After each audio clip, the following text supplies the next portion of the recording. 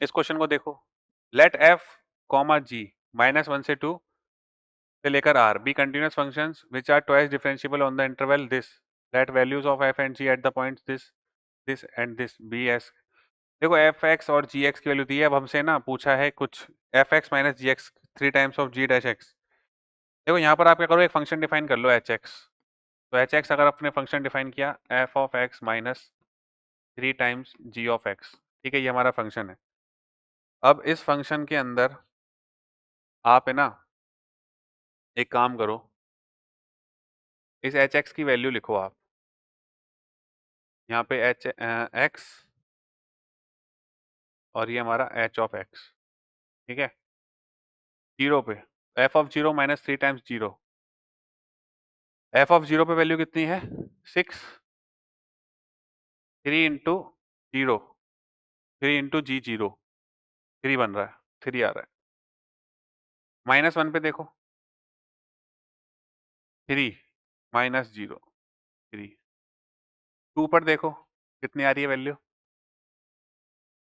0 और 3।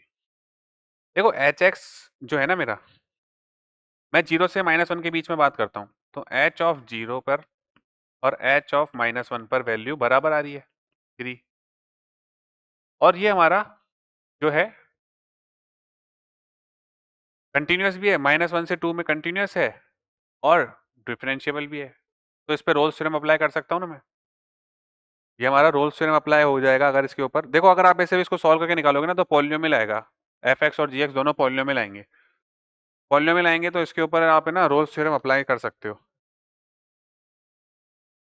अगर Rolle's theorem में अप्लाई कर सकता हूँ तो मैं क्या बोलूंगा कि जीरो से माइनस वन के बीच में एच डैश एक्स जो होगा मेरा F dash x minus 3 times G dash X, इसका एटलीस्ट वन रूट तो होगा ही सही, एटलीस्ट वन रूट किस किस के बीच में, माइनस वन से जीरो के बीच में एक एटलीस्ट वन रूट तो होगा ही सही। अब उसके बाद में क्या बोलना चाह रहा है आपको कि f माइनस थ्री जी का double derivative, f minus three G का जो डबल डेरिवेटिव है, यानी कि अगर इसको मैं एक और बार डेरिवेटिव करूं तो ये जीरो नहीं आने वाला कभी भी।